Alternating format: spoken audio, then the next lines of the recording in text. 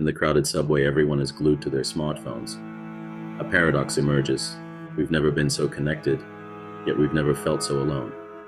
Paul Tillich, one of the greatest philosophers and theologians of the 20th century, identified this dilemma long before the digital age.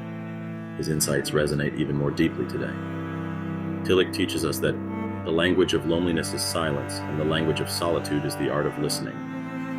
This profound distinction can revolutionize how we perceive being alone. Loneliness isolates us, but solitude empowers us to connect with ourselves and the world in a deeper way. Today, we'll explore how to transform the pain of loneliness into the glory of solitude. This journey is not just about being alone. It's about discovering the strength and beauty that come from embracing our own company. Loneliness is one of the most pressing challenges of our modern world. Despite our constant connectivity, many of us feel isolated, anxious, and disconnected. But what if loneliness could be transformed into an opportunity for growth? What if solitude could become a source of strength?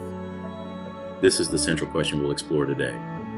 By understanding the difference between loneliness and solitude, we can learn to embrace moments of aloneness as opportunities for self-discovery and transformation.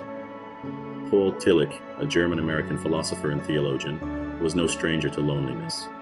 Exiled from Nazi Germany, he experienced profound isolation.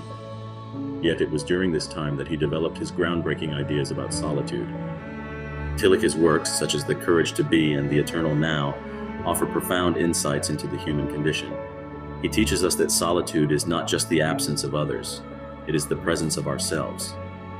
Through Tillich's lens, we'll discover how solitude can help us face existential anxiety, connect with the ground of being, and find the courage to embrace life fully.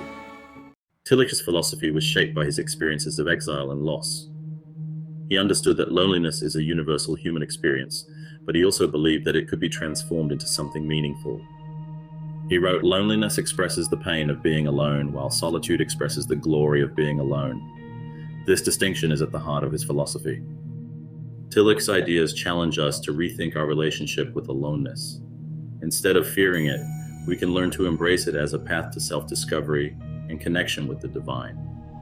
For Tillich, solitude is not just about being physically alone, it's about being present with ourselves.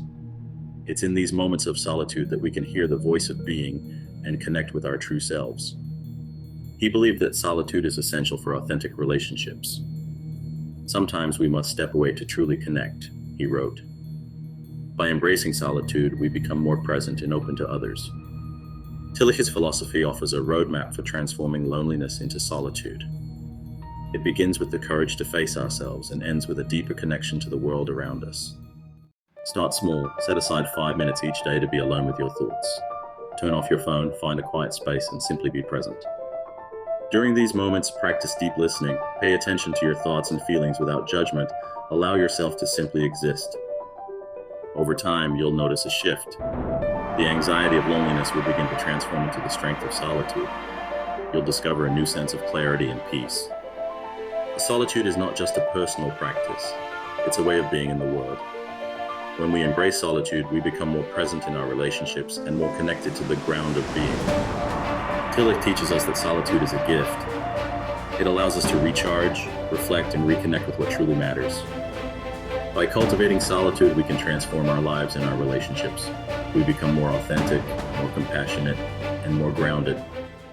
The journey from loneliness to solitude is one of the most important we can undertake. It's a journey of self-discovery, transformation, and connection. As Tillich reminds us, the courage to be is rooted in the God who appears when God has disappeared in the anxiety of doubt. Solitude is where we find this courage. I'm Alex Souza, and I invite you to join me on this journey. Subscribe to the channel, activate the notification bell, and share this video with someone who might benefit from these reflections. Let's build a community of seekers, united by our desire to grow, learn, and transform. Together, we can embrace the art of being alone and discover the power of solitude. Thank you for watching. Remember, solitude is not a burden, it's a gift. Let's embrace it one moment at a time.